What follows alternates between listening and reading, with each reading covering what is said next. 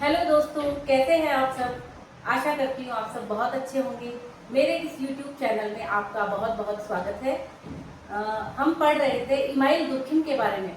उनका जीवन परिचय हमने पढ़ लिया, उनकी कृतियों को हमने बहुत अच्छे से समझ लिया और उनकी पद्धतियों को भी हमने बहुत अच्छे तरीके से समझने का प्रयास किया है। अब हम उनके कुछ प्रमुख अवधारणाएं, सिद्धांत ये हम पढ़ रहे थे। तो हमारी सीरीज में हम पढ़ रहे थे श्रम विभाजन का सिद्धांत। देखिए दोस्तों, श्रम विभाजन का जो सिद्धांत है उसमें हमने बहुत सारी चीजों को कवर किया था। कानून के प्रकार अपन ने पढ़े, श्रम विभाजन का अर्थ क्या होता है, उसके प्रकार क्या होते हैं, उसके कारण और दशाएं क्या होती है, ये सब चीजों को हमने जानने का प्रयास किया।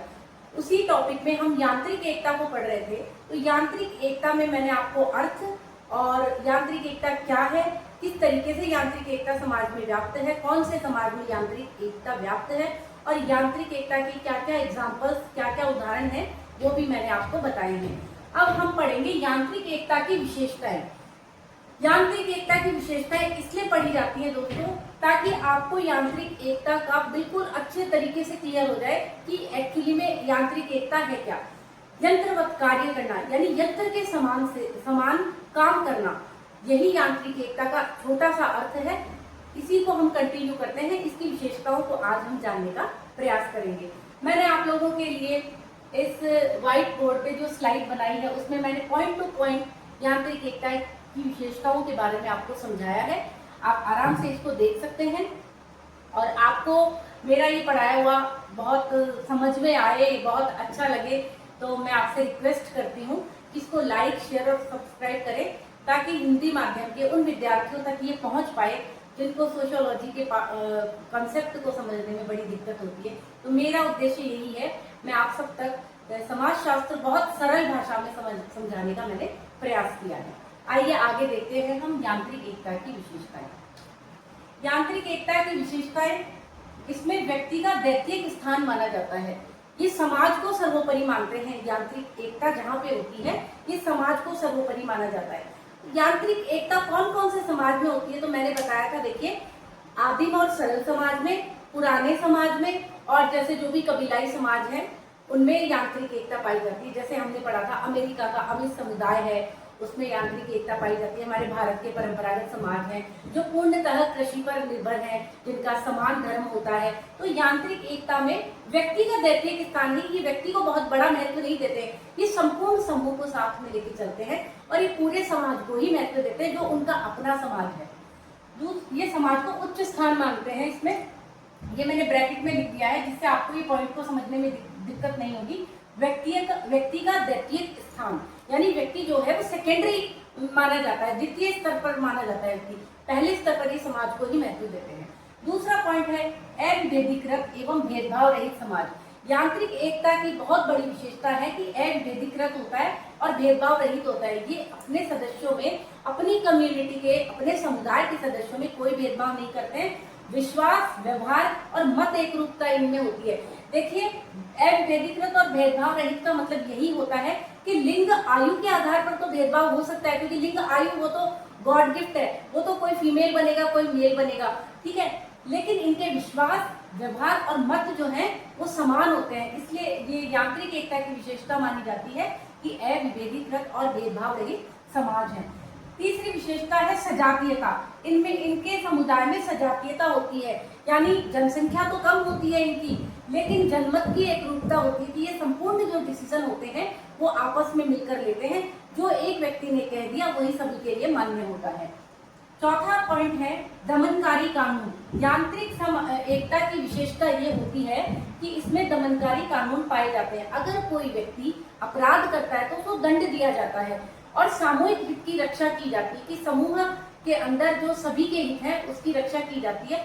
अगर उनमें से कोई एक व्यक्ति अपराध करता है तो उसको दंड की व्यवस्था होती है यहाँ पर, इसलिए ये दमनकारी कानून है। अब बात करते हैं हम नैतिकता की। नैतिकता यांत्रिक एकता में पाई जाती है क्योंकि इससे नैतिकता से समाज की सुदृढ़ता होती है, समाज उच्च स्थान पर पहुंचता है। इनके जो नैतिक कर्तव्य होते हैं उनको ये भली भांति अच्छे तरीके से निभाते हैं, जिससे नैतिकता का गुण इनमें पाया जाता है।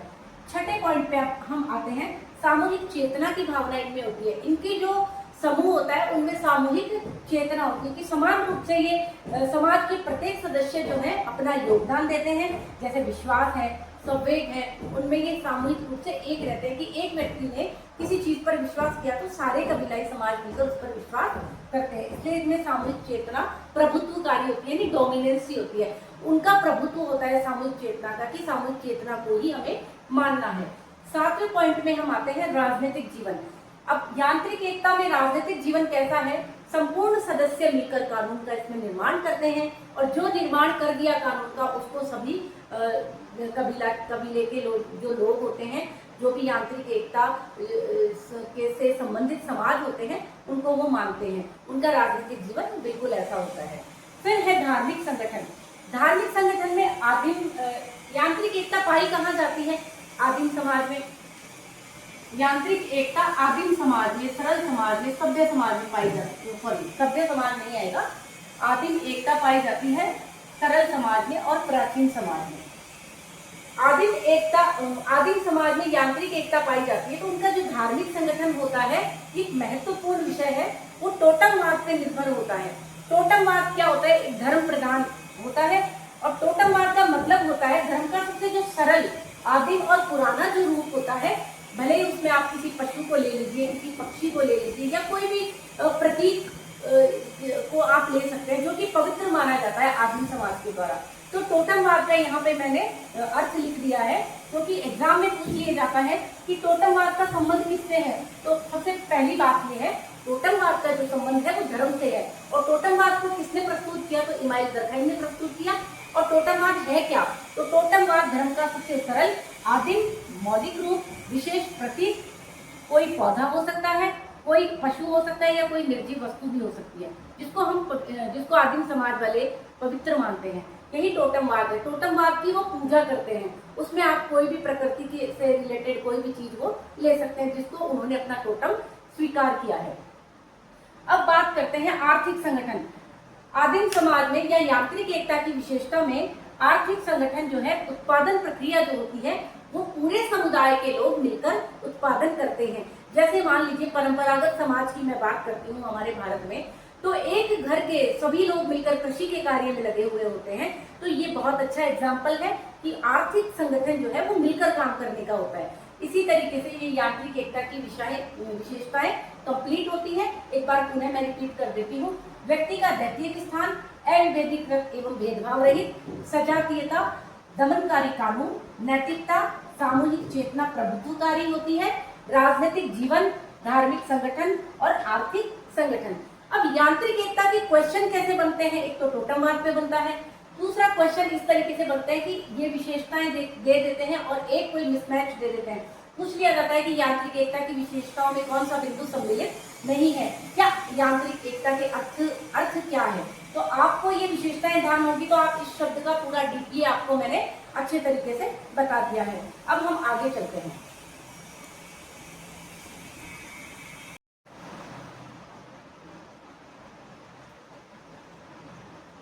यांत्रिक एकता को पढ़ने के बाद अब हम पढ़ते हैं सावयवी एकता। सावयवी एकता क्या होती है और कौन कौन से समाजों में ये पाई जाती है? तो सावयवी एकता पाई जाती है आपके आधुनिक, जटिल, विकसित और औद्योगिक समाजों में।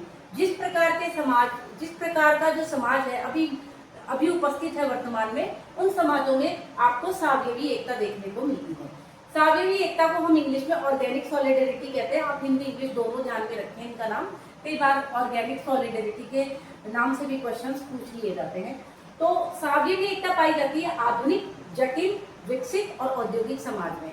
आधुनिक समाज जो अभी चल रहा है, जटिल समाज जहाँ पे रिलेशन को समझने में बहुत जटिलता होती है, मतलब जो कॉम्प्लिकेटेड होते हैं हर तरीके से, धार्मिक, सामाजिक, आर्थिक, सांस्कृतिक और राजनीतिक रूप से। विकसित और औद्योगिक जहाँ पे इंडस्ट्रियलाइजेशन अधिक होता है, अधिक उद्योग धंधे जहाँ पे स्थापित होते हैं, ऐसे समाजों में आपको सावयवी एकता देखने को मिलती है। श्रम विभाजन और विशेषीकरण के कारण भिन्नताएं अधिक होती है।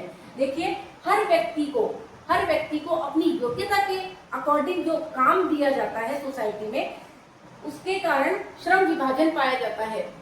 और विशेषीकरण, जैसे किसी व्यक्ति में किसी चीज की विशेषज्ञता हो, जैसे कोई साइंटिस्ट हो, कोई डॉक्टर हो, कोई इंजीनियर हो, कोई वकील हो, तो उनके आधार पर श्रम विभाजन होता है। और विशेषीकरण के कारण भिन्नताएं अधिक होती है कि सब व्यक्ति अपने अपने क्षेत्र में पारंगत होते हैं, तो उसके कारण विशेषीकरण के कारण भिन्नताएं अधिक होती है। इससे क्या होता है, सोसाइटी में व्यक्ति का महत्व बढ़ जाता है और सोसाइटी का खुद का महत्व कम रहता है, समाज का महत्व कम होता है, इसमें व्यक्ति का महत्व बढ़ जाता है। हमने यांत्रिक एकता को जब पढ़ा तो यांत्रिक एकता में समाज का महत्व अधिक था और व्यक्ति का स्थान वहां पे गौण था या द्वितीय था। लेकिन आधुनिक समाज में सावयवी एकता में हम बात करते हैं तो व्यक्ति का जो स्थान है, जो महत्व है, वो बढ़ जाता है, क्योंकि इसमें प्रत्येक कार्य में व्यक्ति को ही महत्व दिया जाता है। आगे बात करते हैं सामूहिक चेतना। यहाँ पे सामूहिक चेतना कमजोर होती है, इसलिए कमजोर होती है क्योंकि हर व्यक्ति अपने अपने हित पूरा करने में लगा है, या हम कह सकते हैं कि हर व्यक्ति पहले अपने स्वार्थ को आधार मानकर या फिर अपने उद्देश्य को पूरा करने में लगे हुए हैं, जिसके कारण यहाँ पे सामूहिक चेतना जो है वो कमजोर होती है। पारस्परिक संबंधों पर एक दूसरे की निर्भरता, श्रम विभाजन अधिक होने के कारण व्यक्ति एक दूसरे पर डिपेंड होते हैं कि जैसे फॉर एग्जाम्पल कि किसी व्यक्ति ने किसी का काम कर दिया तो वो व्यक्ति उसी व्यक्ति से ये आशा रखता है कि वो भी उसके कभी काम आए। तो पारस्परिक संबंध एक दूसरे पर निर्भरता बनी रहती है। व्यक्तिगत स्वतंत्रता, यहाँ पर व्यक्तिगत स्वतंत्रता होती है, व्यक्ति अपने अकॉर्डिंग कुछ भी काम कर सकता है, किसी को कोई बाउंडेशन नहीं होती है। लेकिन हम यांत्रिक एकता की बात करते हैं तो वहाँ पे जो कबीले होते हैं वो सब डिपेंड होता है कि व्यक्ति अपने मन के अनुसार काम नहीं कर पाता, सामूहिक एक डिसीजन के आधार पर ही वहाँ पे काम किए जाते हैं। लेकिन सावयवी एकता में व्यक्तिगत स्वतंत्रता होती है कि पूरे तरीके से आप अपने मन की इच्छा को पूरा कर सकते हैं, आप अपने अनुसार अपने व्यापार को चुन सकते हैं, अपने अनुसार अपनी शिक्षा को चुन सकते हैं। आगे बात करते हैं श्रम विभाजन प्लस आपसी निर्भरता पर आधारित होती है। जो सावयवी एकता होती है श्रम विभाजन और आपसी निर्भरता पर आधारित होती है। श्रम विभाजन और आपसी निर्भरता, एक दूसरे पर निर्भरता जो होती है उस पर आधारित होती है। अब हम सावयवी एकता को एक एग्जाम्पल से समझ सकते हैं। मानव शरीर के विभिन्न अंग, मानव शरीर के विभिन्न अंग होते हैं जैसे आंख, नाक, कान, मुंह, गला, हाथ, पैर, ये सब मिलकर मानव शरीर का निर्माण होता है। ये सब चीजें तो दोस्तों अलग अलग हैं, लेकिन ये किसी एक बॉडी को चलाने का काम कर रहे हैं, किसी मानव शरीर को चलाने का काम कर रहे हैं। उसी तरीके से श्रम विभाजन और आपसी निर्भरता मानव शरीर की तरह जैसे विभिन्न अंग काम करते हैं, उसी तरीके से सावयवी एकता में भी पारस्परिक निर्भरता होती है। श्रम विभाजन के आधार पर अलग अलग क्षेत्र में लगे हुए अलग अलग लोग मिलकर इस सावयवी एकता को कंप्लीट करते हैं, यानी सावयवी समाज में मतलब आधुनिक और व्यक्ति समाज को चलाने का प्रयास करते हैं। आगे हम देखते हैं सावयवी एकता की विशेषताएं कौन कौन सी होती हैं।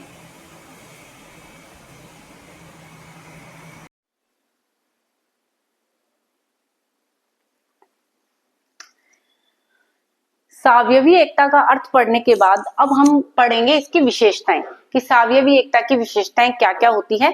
विशेषताएं पढ़ने के बाद आपको सावयवी एकता बिल्कुल अच्छे से क्लियर हो जाएगा, आप कभी भी नहीं भूलेंगे। और कोई भी क्वेश्चन आए, कितना ही डीपली आए, घुमा फिरा के आए, आप सावयवी एकता का अर्थ और विशेषताएं पढ़ने के बाद बहुत अच्छे तरीके से मैंने एक्सप्लेन किया है, आपको सारे कंफ्यूजन दूर हो जाएंगे।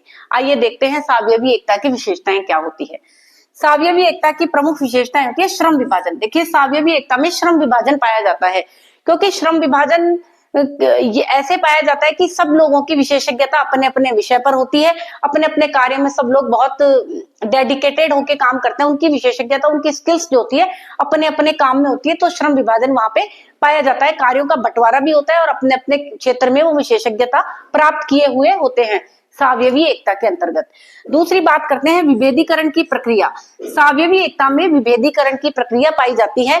अलग अलग तरह के लोग होते हैं, अलग अलग तरह के काम होते हैं। ऐसा इसलिए होता है कि जनसंख्या का घनत्व बढ़ जाता है। जैसा मैंने आपको समझाया था कि यांत्रिकी एकता में जनसंख्या कम होती है, तो वहां पे विभेदीकरण की जो प्रक्रिया है वो नहीं होती, अविभेदीकृत होता है समाज। लेकिन यहाँ पे विभेदीकरण की प्रक्रिया होती है क्योंकि जनसंख्या के घनत्व में वृद्धि होती है, जिसके कारण विभेदीकरण की प्रक्रिया पाई जाती है। अलग अलग व्यक्ति लोग अलग अलग काम करते हैं, सबका विभेदीकरण होता है, एक जैसे उनके काम नहीं होते। फिर तीसरा पॉइंट है विभिन्न व्यवसायों का विकास। सावयवी एकता में विभिन्न प्रकार के व्यवसाय होते हैं। हमने पढ़ा था यांत्रिकी एकता में जैसे एक ही तरह का व्यवसाय है, संपूर्ण लोग मिलकर उस एक व्यवसाय को काम करते हैं। जैसे परंपरागत कृषि समाज का एग्जाम्पल मैंने आपको दिया था कि सभी व्यक्ति मिलकर कृषि का काम करते हैं या सभी व्यक्ति मिलकर घर पर कुछ कुटीर उद्योग चलाते हैं, इस तरीके से उनके काम होते हैं। लेकिन सावयवी एकता में विभिन्न व्यवसायों का विकास होता है, अलग अलग प्रकार के प्रोफेशन होते हैं, सबके सब अलग अलग अपनी योग्यता के आधार पर अपने कार्यों को चुनते हैं और उनके बीच में उनके कार्यों का बंटवारा होता है। आगे बात करते हैं सामूहिक प्रतिनिधान। सामूहिक प्रतिनिधान का मतलब क्या होता है? विचार, संवेग और अपने रीति रिवाज को प्रकट करने का तरीका या उनकी अभिव्यक्ति कैसे हम करते हैं। विचार, संवेग, अनुबंध और रीति रिवाजों की अभिव्यक्ति, आप यही शब्द ध्यान में रखें। सामूहिक प्रतिनिधान का संबंध किससे है? तो विचार व्यक्ति के, उनका संवेग, इमोशंस, उनके अनुबंध और उनके रीति रिवाजों की अभिव्यक्ति को हम सामूहिक प्रतिनिधान कहते हैं। देखिए दोस्तों, जो स्थान सामूहिक चेतना का यांत्रिकी एकता में था, सामूहिक चेतना मैंने आपको पढ़ाई थी कि सब मिलकर सबकी चेतना एक जैसे काम करती है, तो जो स्थान सामूहिक चेतना का यांत्रिकी एकता में था, सेम वही स्थान सामूहिक प्रतिनिधान का सावयवी एकता के अंतर्गत आता है। तो सामूहिक प्रतिनिधान यही है और विचार, संवेग, अनुबंध और रीति रिवाज की अभिव्यक्ति जो है वो सामूहिक प्रतिनिधान है। आगे बात करते हैं प्रतिकारी कानून। प्रतिकारी कानून क्या होते हैं? जिससे दंड के लिए क्षतिपूर्ति की जा सके, क्षतिपूर्ति की जा सके, जैसे किसी का नुकसान हो गया तो उसकी भरपाई की जा सके। प्रतिकारी कानून आपको सावयवी एकता में देखने को मिलते हैं। दमनकारी कानून मिलते हैं यांत्रिकी एकता में, जिनके लिए दंड की व्यवस्था उस समाज के द्वारा की जाती है। फिर बात करते हैं क्षतिपूर्ति कानून। वही क्षतिपूर्ति कानून प्रतिकारी कानून का ही एक रूप है कि किसी व्यक्ति का नुकसान हो गया तो आप उसको पूरा करें। आगे बात करते हैं धार्मिक संगठन। सावयवी एकता में जो धार्मिक संगठन है उसका विस्तार हो जाता है। यांत्रिकी एकता में जैसे टोटमवाद हमने पढ़ा तो धर्म को, एक ही धर्म को मानने वाले लोग होते हैं, लेकिन यहाँ सावयवी एकता जब आती है तो धर्म का विस्तार हो जाता है। अब एकेश्वरवाद और बहुदेववाद दोनों का संक्रमण हो जाता है। कोई व्यक्ति एक ईश्वर को मानता है और कोई व्यक्ति ऐसे होते हैं समाज में जो सभी देवताओं को मानते हैं, जैसे शंकर भगवान को मानना, माँ दुर्गा को मानना या कृष्ण भगवान को मानना, तो सारे अलग अलग रूपों में देवताओं की पूजा करते हैं। और एकेश्वरवाद और बहुदेववाद यहाँ मिलकर उनका संक्रमण हो जाता है कि कोई एक व्यक्ति है या फिर बहुत सारे देवताओं की हम पूजा करें। आगे बात करते हैं आर्थिक संगठन। जैसे जैसे श्रम विभाजन होता है, विशेषज्ञता होती है, विशेषीकरण होता है आपके कार्यों का, तो उस तरीके से संपत्ति बढ़ जाती है। संपत्ति बढ़ने से आर्थिक संगठन का भी विस्तार यहाँ पे देखने को मिलता है। आगे बात करते हैं राजनीतिक व्यवस्था। यांत्रिक समाज में जो राजनीतिक व्यवस्था थी वो संपूर्ण समुदाय मिलकर एक कानून का निर्माण करते थे, लेकिन यहाँ पे सावयवी एकता में जो राजनीतिक व्यवस्था है वो सरकार के द्वारा स्थापित की गई व्यवस्था है, जिसमें न्यायपालिका, कार्यपालिका और व्यवस्थापिका तीनों मिलकर अपने अपने कार्य को सुचारू रूप से चलाती हैं। इस प्रकार ये सावयवी एकता की विशेषताएं कंप्लीट होती है। अब सावयवी एकता के एग्जाम्पल्स कौन कौन से होते हैं कि पता चले कि ये सावयवी एकता है, तो आप देखिए आधुनिक अर्थव्यवस्था में देखने को मिलती है, स्वास्थ्य प्रणाली में देखने को मिलती है और शहरी जीवन और शहरी सेवाएं जो है जिनका हम उपभोग कर रहे हैं उनमें सब में सावयवी एकता आपको देखने को मिलती है। अब सावयवी एकता की विशेषताएं पढ़ने के बाद हम आगे का अपना टॉपिक कंटिन्यू करते हैं।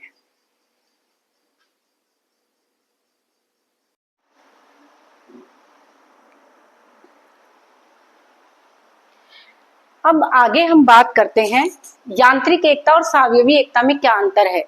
देखिए दोस्तों, वैसे तो मैंने आपको यांत्रिक एकता का अर्थ, उसकी विशेषताएं, सावयवी एकता का अर्थ और उसकी विशेषताएं मैंने बहुत अच्छे तरीके से आपको करा दी। अगर जिस व्यक्ति को अर्थ समझ में आ गया और उसकी विशेषताओं को, कंसेप्ट को समझ लिया तो उनके अंतर को समझने में कोई दिक्कत नहीं आती। लेकिन फिर भी मैंने आपकी सुविधा के लिए ये चार्ट अलग ही बना दिया है जिसमें यांत्रिकी एकता और सावयवी एकता क्या क्या है, इन दोनों के बीच में क्या अंतर है।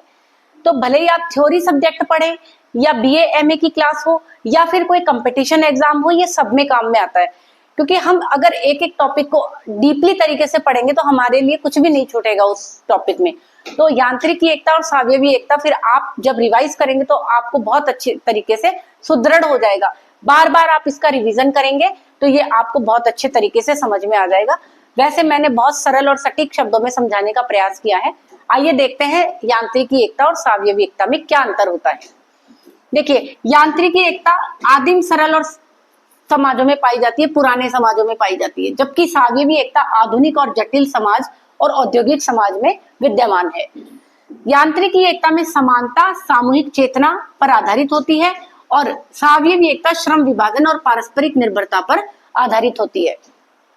अब आपसे क्वेश्चन पूछ लिया जाता है, जैसे नेट जीआरएफ है या फिर अभी सेट का एग्जाम होने वाला है, उसमें भी ये प्रश्न पूछ लिया जा सकता है।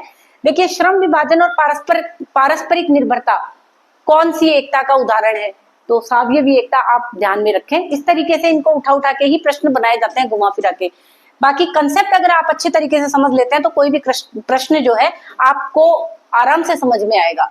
आइए देखते हैं।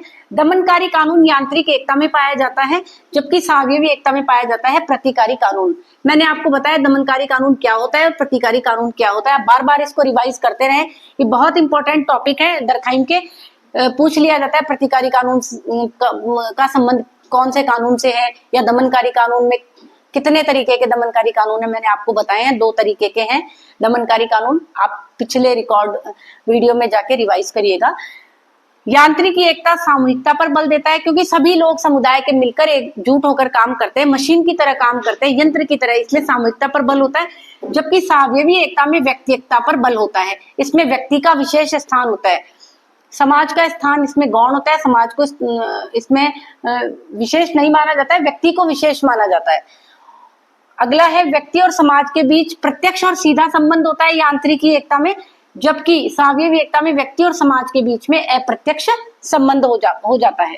यांत्रिकी एकता निर्जीव और अचेतन वस्तुओं से तुलना की गई है। यांत्रिक एकता की निर्जीव और अचेतन वस्तुओं से तुलना, क्योंकि इस समुदाय में लगे लोग सभी यंत्र की तरह काम करते हैं, उनका एक जैसे हिलना डुलना चलना साथ, तो सबका समान रूप से साथ होता है। साथ होने के कारण वो मशीन की तरह काम करते हैं, इसलिए निर्जीव और अचेतन वस्तुओं से तुलना उनकी की गई है। जबकि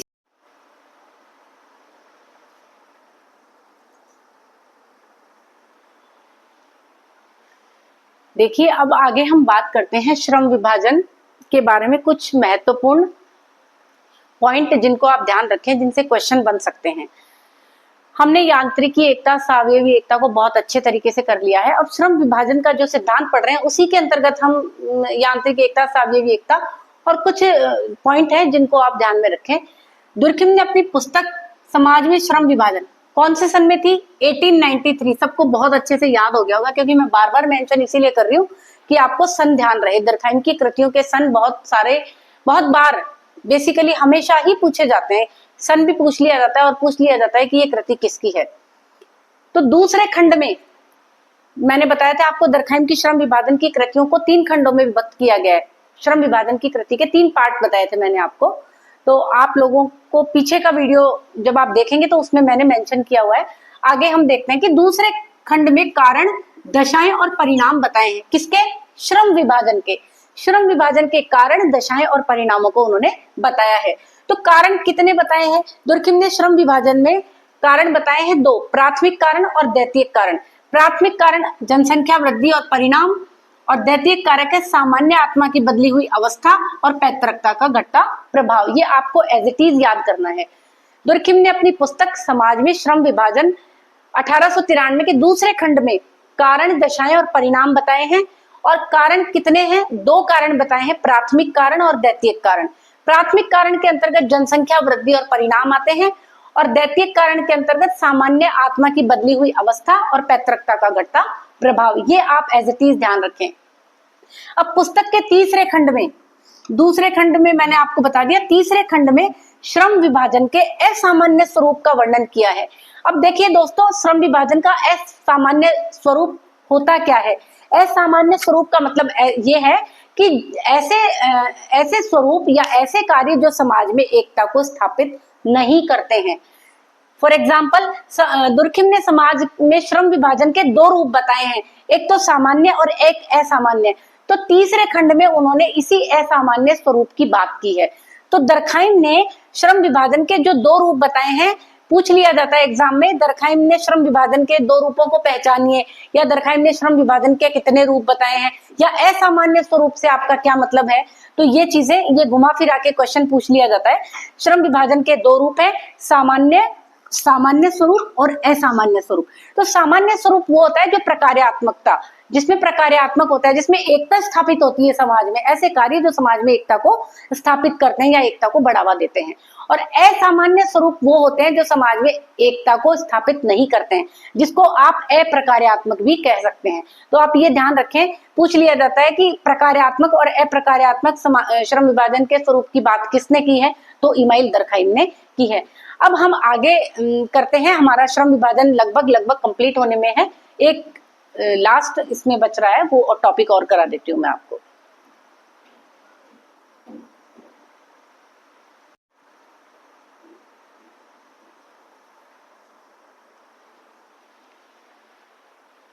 अब आगे हम बात करते हैं श्रम विभाजन के असामान्य स्वरूप की। देखिए, श्रम विभाजन के स्वरूप को दरखाइम ने दो भागों में बांटा है, मैंने आपको बताया सामान्य और असामान्य। तो असामान्य स्वरूप जो है वो बहुत महत्वपूर्ण है, तो इसको आप ध्यान में रखें। मैंने इसको स्लाइड के माध्यम से बहुत छोटे छोटे इसके कंसेप्ट मैंने बना दिए हैं, वो आप समझ लीजिए। श्रम विभाजन के असामान्य स्वरूप को दरखाइम ने पहला बताया है आदर्शहीन श्रम विभाजन, आदर्शहीन श्रम विभाजन। दूसरा है बलात् श्रम विभाजन और तीसरा है व्यक्तिगत कार्य की अपर्याप्तता। तो आदर्शहीन श्रम विभाजन, देखिए आदर्शहीन जिसमें बिल्कुल आदर्श रहा ही नहीं, जैसे विभिन्न कार्यों के बीच में असामंजस्य पैदा कर दे, विभिन्न कार्यों के बीच में कोऑर्डिनेशन खत्म कर दे, यानी असामंजस्य पैदा कर दे, सामंजस्य नहीं हो। जैसे मैं आपको पढ़ा रही हूँ, अगर आप में और मेरे में कोऑर्डिनेशन नहीं होगा तो हम कैसे हमारी क्लास को कंटिन्यू करेंगे। तो उसी तरीके से विभिन्न कार्यों के बीच में असामंजस्य पैदा कर दे, आर्थिक और वैज्ञानिक क्षेत्र में ये देखने को मिलता है। आदर्शहीन श्रम विभाजन के एग्जाम्पल अगर आपसे पूछ ली जाए तो आर्थिक क्षेत्र और वैज्ञानिक क्षेत्र में देखने को मिलता है। और विभिन्न कार्यों के बीच में असामंजस्य पैदा कर दे, वो आदर्शहीन श्रम विभाजन की कैटेगरी में आता है। दूसरा है बलात् श्रम विभाजन, यानी बलपूर्वक रुचि के अनुसार कार्य नहीं मिलना और पूर्व निश्चित कार्यों से बंधा रहना, यानी वो उसको बल मिल जाए कि वो पहले के जो काम कर रहा है वही व्यक्ति वो काम करता रहे, थोपा गया कार्य जिसको हम कह सकते हैं कि नहीं आपको ये काम करना ही पड़ेगा, तो ये बलात् श्रम विभाजन की श्रेणी में आता है। फिर है व्यक्तिगत कार्य की अपर्याप्तता, यानी पर्याप्त मात्रा में किसी भी व्यक्ति को कार्य नहीं मिल पाना, अपनी योग्यता के अनुसार कार्य नहीं मिलना और उनमें उन कार्यों के बीच में समन्वय भी नहीं होना, कोऑर्डिनेशन उनमें नहीं होना, तो ये व्यक्तिगत कार्य की अपर्याप्तता। तो दरखाइम ने श्रम विभाजन के असामान्य स्वरूपों को मुख्यतः तीन भागों में बांटा है, आदर्शहीन श्रम विभाजन, बलात् श्रम विभाजन और व्यक्तिगत कार्य की अपर्याप्तता। तो आप इसको इसी स्लाइड के माध्यम से आप अपने नोट्स बना लीजिए, उसमें ऐसे ही मेंशन कर लीजिए, आप इसको बार बार पढ़ेंगे तो ये आपको याद हो जाएगा। आगे हम पढ़ेंगे दरखाइम ने समाज के कितने प्रकार बताए हैं, ये हमारा लास्ट टॉपिक है श्रम विभाजन का। श्रम विभाजन के अंतर्गत दरखाइम ने समाज के कितने प्रकार बताए हैं, अब उसका फ्लो चार्ट में बना रही हूँ, उसके माध्यम से आप उसको समझने का प्रयास करें।